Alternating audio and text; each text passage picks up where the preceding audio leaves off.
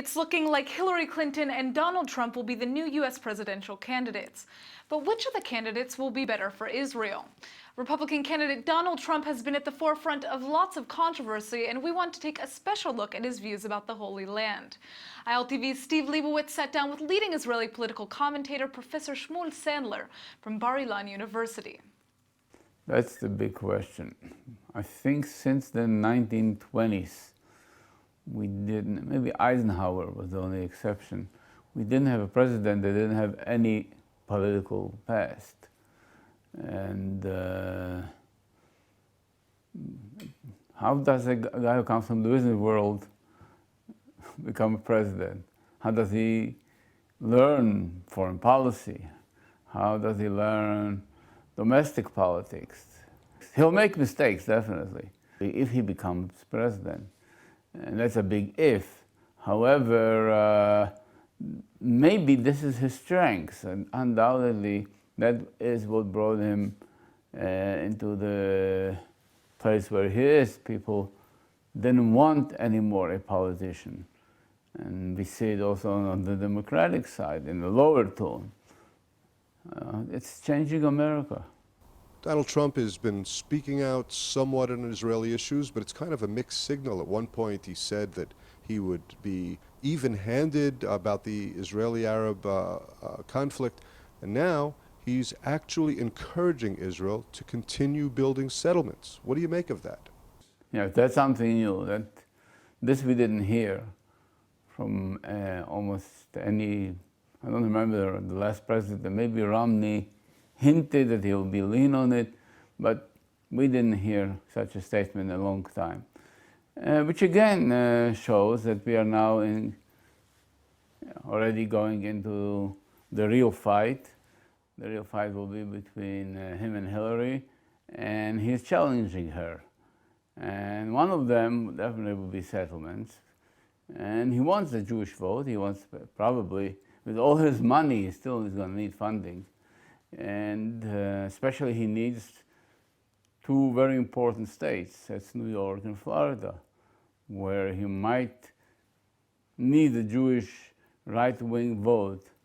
And that's how I can explain what he said yesterday. I would say also that maybe Donald Trump is also looking for the evangelical vote. And it's not a coincidence that he came out with that statement, because we know that the evangelists are for settlements. Now, Hillary Clinton, a Democrat, well known, was elected in the state of New York. She's a woman who has a record as Secretary of State, including quite a bit of criticism of Israeli policies, yet she is a friend of Israel, is she not? Yes, she is a friend. Even maybe she's not a friend of the current government, but she is a friend. Her supporters are Jewish, a lot of them. Even one of them is Israeli, past Israeli. And she definitely would be, if I can understand, I mean, the thinking that's going to be going on in Israel would be, even though we have some fear from her, she's still the devil we know is better than the devil we don't know. And that's why even Israel, definitely the Israeli Prime Minister is not going to interfere this time. So if you were walking into the Prime Minister's office and whispering into Netanyahu's ear on the eve of the elections in the United States, who would you tell him is best for the Jews? I would tell him the truth. I don't know. And I would say to the Prime Minister, listen, what's important for you now is the American Jewish support.